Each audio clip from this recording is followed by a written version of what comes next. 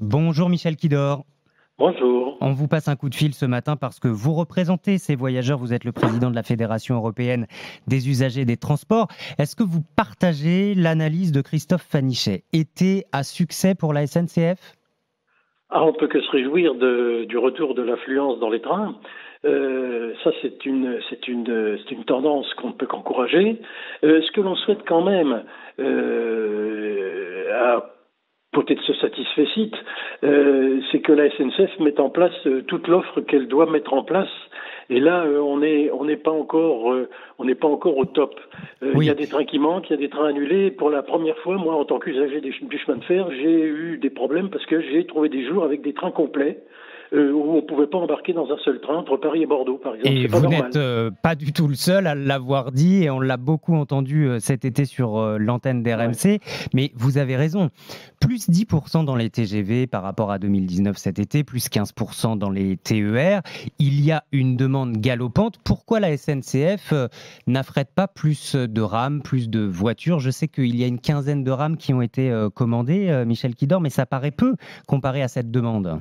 Oui, surtout qu'elles n'arriveront pas demain, ni même après-demain, les rames commandées. Il y a deux causes. Une cause interne, à notre avis, une cause externe. La cause interne, c'est que la SNCF se refuse toujours à faire en sorte que son offre en train précède la demande. Aujourd'hui, on a une demande qui est très importante, vous venez de le souligner avec l'affluence relevée cet été, mais on a la SNCF qui ne joue pas la fréquence des trains, qui préfère mettre un TGV double toutes les 2 heures plutôt qu'un TGV simple par heure. C'est exactement ce que nous disait Louis, un usager régulier entre Angoulême et Lille. Il est militaire, il fait le trajet tous les week-ends, toutes les semaines.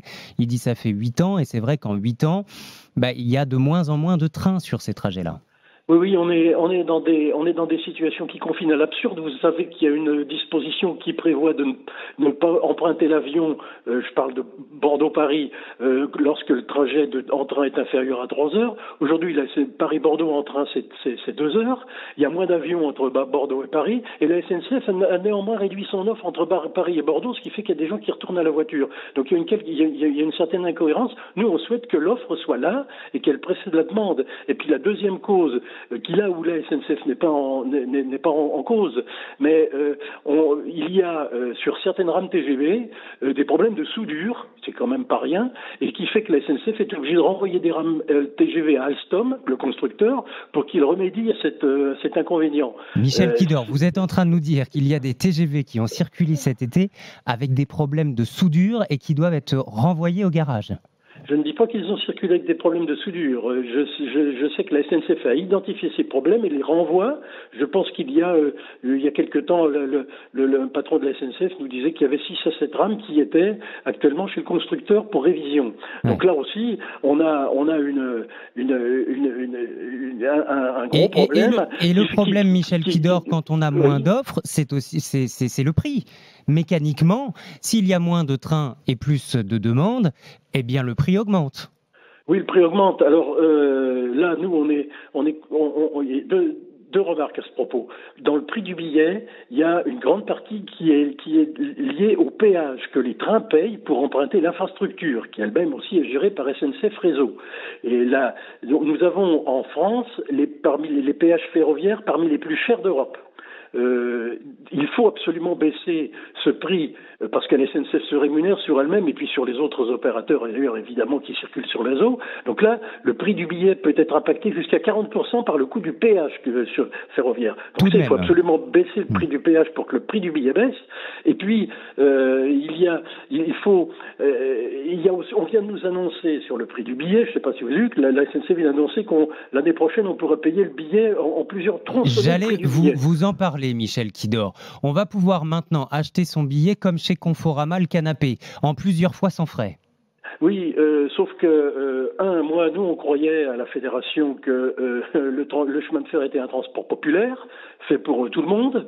On propose maintenant de le payer à tempérament. Et puis, c'est un très mauvais signal parce que le prix ne va pas baisser. Et quand on propose en plusieurs fois sans frais, c'est que c'est trop cher, hein ? désolé, le train est trop cher, donc on vous fait une fleur, vous pouvez le payer en plusieurs fois. C'est un mauvais signal parce que le prix est l'élément facteur du train.